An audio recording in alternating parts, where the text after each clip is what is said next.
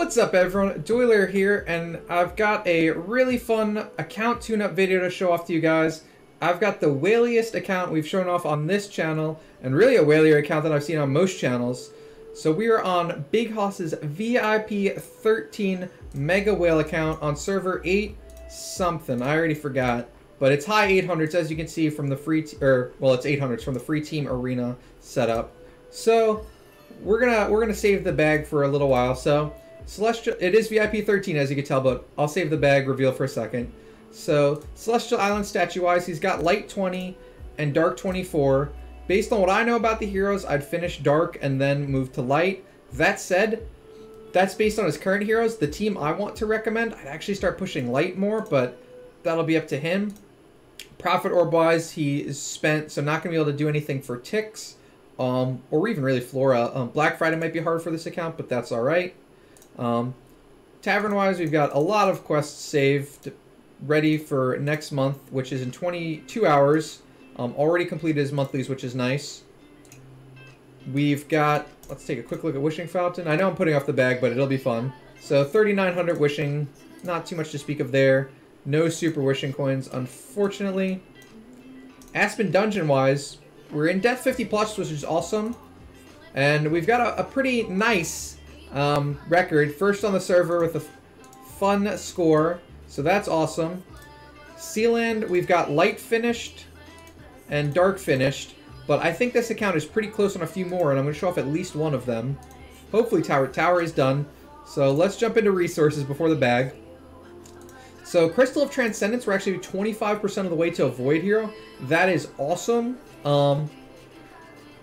Probably not going to be ready for Queen, but Void Asmo, if he's good, could definitely be an option for this account, which would be really fun.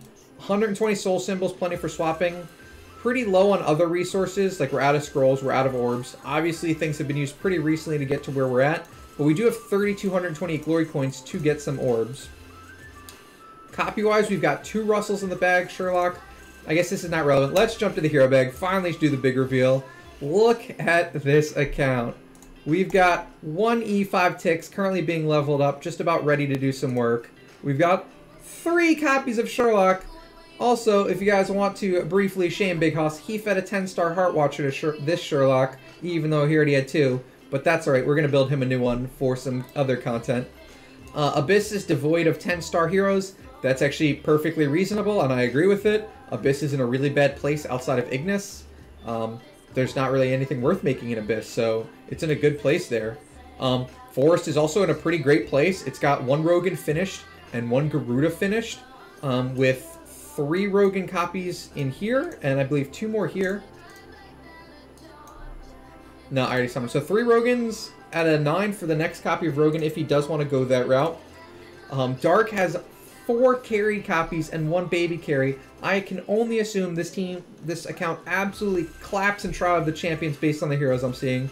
It's got the Drake, it's got the Amun-Ra. Trial of the Champions must be incredibly fun on this account. Finally, light. We've got 3 Russells, 1 Belrinum, 1 Ada. Looking awesome so far. This is definitely the most insane account. That said, it's actually running a very similar 6-player team to me, so I'm excited about that. I'm running the same team, only Belrain instead of the second carry. So, first things first, let's build BigHoss a 10-star Heart Watcher because she is invaluable for PvE, even though this account is obviously PvP biased. So, I'm going to speed this up for the video. You guys watch it on stream. We'll talk about some other stuff. I mean, that, yeah, use those 6 heroes, Shadow. You can actually do it with E5 Athakwa, 10-star ticks and 4 baby ticks. I actually have a link to that exact setup in my Sealand channel pinned, I think. Let me check. Pretty sure I did. Yeah, it's literally the most recent pin in my Sealand channel. Those exact heroes. Did I say the wrong? Alright, so let's build this Heart Watcher. Hey, thanks for the follow, Paranormal. So I get to speed up this part for the video, but I have some really cool ideas. But we gotta lock these Rogan copies before I do something real dumb.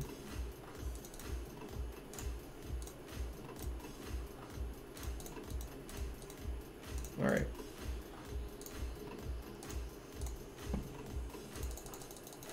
Hydrate. Will do.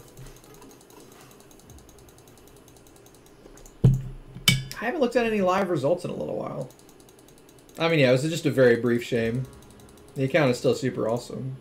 Better than mine.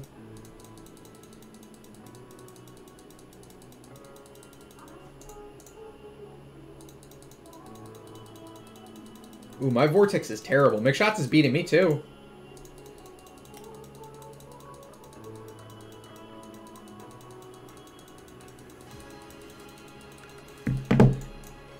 I still haven't gotten out of Pioneer or whatever it is. I'm pretty sure I need to spend gems, and I have been unwilling to do so.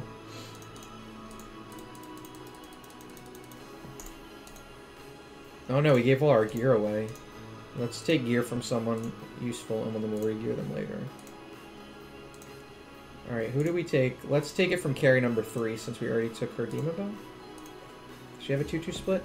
No. Carrie number 2 is Ranger. We have Assassins on this account, right? Drake has... We'll take all of Drake's gear. So Drake was running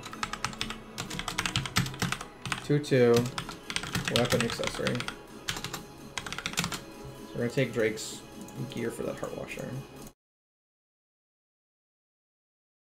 Alright, so let's make that 10-star Heart Watcher. We made all of the food. I summoned all of the copies from the bag. So we 10-starred her. No harm, no foul. Still a better account than mine, so we're not shaming BigHoss. So the reason I made 10-star Heart Watcher, as well as summoning these 3 Rogans, is before I jump into my account recommendations, we're going to help him push Sealand in Forest. So it's actually only at 16, but if we run... Ooh... I may need to swap these, unfortunately, at this setup. So we actually have Demon Bells on Heart Watcher, Rogan, and we're going to run it with the Phoenix, since it's our most leveled PvE pet. We should be able to clear pretty far. Let's check if he has a skin. Good call. I don't like running Heart Watcher slot 1, since her debuff is so valuable, but... Nope, no skin. But Rogan slot 1 is a little on the squishy side. We may swap those two, though. We'll have to see. So our Garuda is built full aggressive, 1-3 with a regular Antlers cane. These 3 Rogans all have Demon Bells on them to get a ton of Bloodthirsty stacks out. And this Rogan is built super tanky with a Radiant Crown. So he should be able to survive just fine. We may swap him with the Heart Watcher. Or even just throw a Rogan in front. One of the baby Rogans just to eat a hit or two. But we'll see how it goes. We're about to get a lot of Bloodthirsty out on the board. Look at those buffs on Garuda. We're about to do a ton of damage. Splendid Crown. Sorry, it was Splendid. So yeah, we're down to just the boss. And we survive his active just fine with Garuda and Rogan. Should be a nice and easy clear. Much easier than Tartarus's Sealand 20 clear if you watched that video yet. Ooh. It's going to be close, but yep. 1 attempt. There's Sealand 17. Let's jump right into 18. Splendid Crown Rogan with tanky enables. He's a strong boy.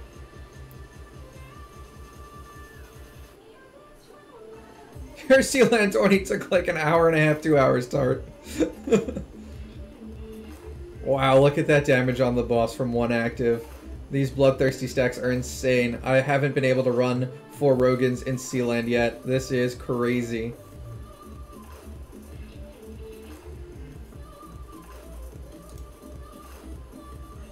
Four Rogans make Sealand an absolute breeze. That's 1 attempt on 17, 1 attempt on 18. We're right into Sealand 20.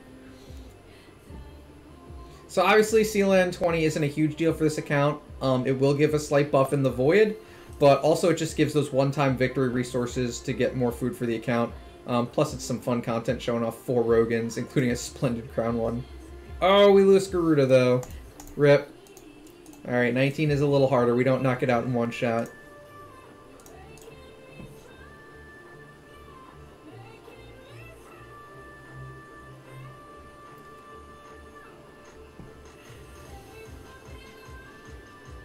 And we might swap a Heart Watcher with a baby. We'll see. Their basics heal them up to full, which is amazing. Oh, he did not have Bloodthirsty though.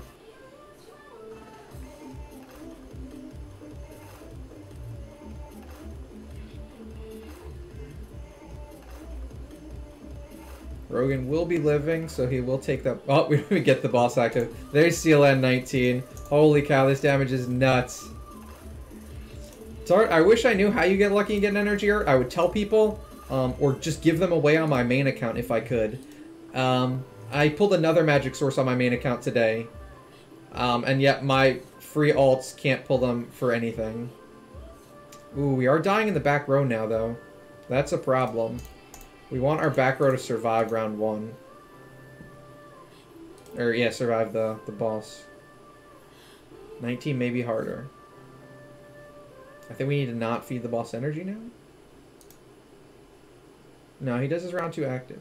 Yeah, so the problem is our backline heroes are dying too soon now. So let's swap these two. Let's just swap these two. This is a little harder. We need backline heroes to survive a bit longer if possible.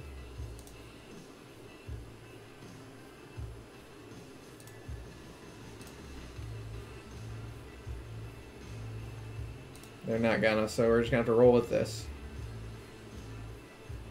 We need the Garuda to live, though. It doesn't matter the order we run. So our Garuda's not surviving, which is slightly annoying. Yeah, those energy artifacts will make that clear so much easier for your fortress. Alright, we need... Alright, so Garuda lived this time, which is what we needed to happen. I think we need Rogan to live too, to take a hit for us, yeah. May not be able to clear 20 just yet with these heroes. We'll use these last 2 attempts. We're not going to waste gems, but let's see if we can get 20. We need Garuda to not die so soon like she did last wave was good. Also, where Bloodthirsty lands matters too, obviously. And Heartwatcher living is huge. She'll get out more damage. She'll increase our pet. Ah, if Garuda lived there, this would have been a nicer run. Alright, last attempt. We're not going to waste gems. We did push a few levels, and 20 is obviously doable on this account. Don't want to waste too much time on it, because I do want to get to the actual advice part.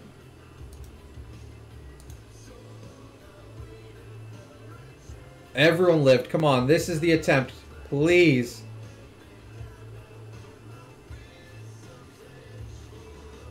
Alright, everyone is still alive. We haven't procced Unbending on the Rogan.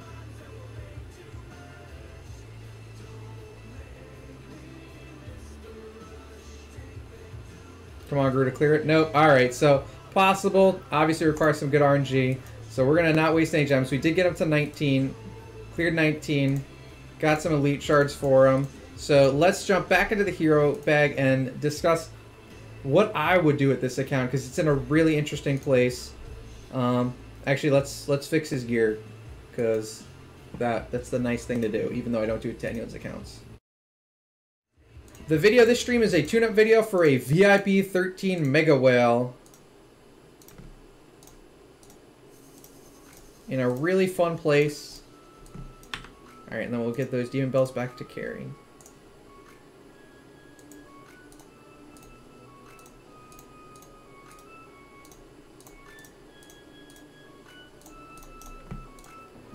Alright, so this account is obviously in a great place for PvE, especially now that the Heartwatcher's back.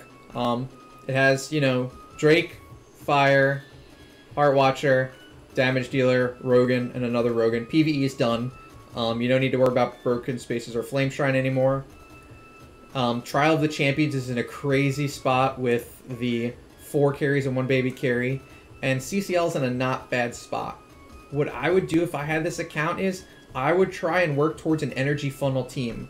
What I mean is get 8 Demon Bells, and I'll cover why exactly 8 in a future Demon Bell video that I've been working on. But 8 Demon Bells on your team means you're guaranteed to feed 50 energy to your other heroes. So this account is currently at 5 Demon Bells, so if it gets 3 more Demon Bells, it can run Demon Bells on some heroes, damage dealing artifacts on other heroes, and feed energy to those damage dealing heroes. So I would try and build a second Rogan out of these copies for speed. So run 2 Rogans with Splendid Demon Bells, and then it can run 3 Russells with either AMBs or ideally AMBs, and then this Tix copy even, or someone else, depends on your meta and whatnot. But those 2 Rogans will go first. They will use their active since they have the Demon Bells, and then they'll feed 50 energy to each of these Russells and the Tix, which means they are also going to get off round 1 actives. Russell will pee in the air, he won't get CC'd, he will be able to do solid damage since he has a legitimate artifact on him, and you'll be able to run an energy funnel team pretty quickly in stuff like CCL, as well as even Void, where it's pretty effective. And yeah, since this account is basically the biggest one on the server, you can set the meta, and being the biggest account on the server, no one is going to have any shot at an energy funnel built team. So I would keep these 3 Russells, run like the Radiant AMB, the Splendid Crown, and I wouldn't run Demon Bell eventually, but yeah, the Glittery Cog is fine even. So I'd run that Glittery Cog, the Radiant AMB, and the Splendid Crown for now. I would build the second Rogan, run 2 Splendid AMBs on the Rogan, so you need 3 more Demon Bells. And then the 6th slot, I would swap between Drake or Tix, depending on what you're facing or what works out a little better, and run them with, like, the Punisher Staff. Drake won't need Wind God if you're running 2 Rogans, so you can run Punisher Staff on either of them, or a tankier artifact if you just want them around as the support, and you'll be able to absolutely wipe teams by turn 2. They'll be left with 1 or 2 heroes, and it'll be a lot of fun also running a team like that. So that's definitely the next steps, or what I would do for this account.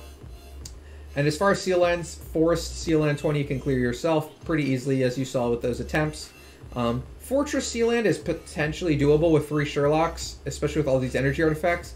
I would run 3 Sherlocks and like 3 Valentinos or Ice Blinks and just hope to RNG your way to victory.